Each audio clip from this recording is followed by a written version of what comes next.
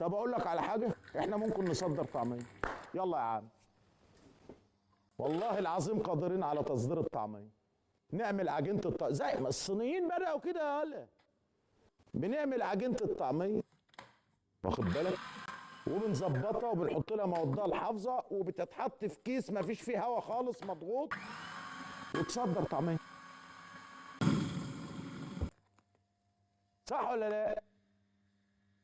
لو في افكار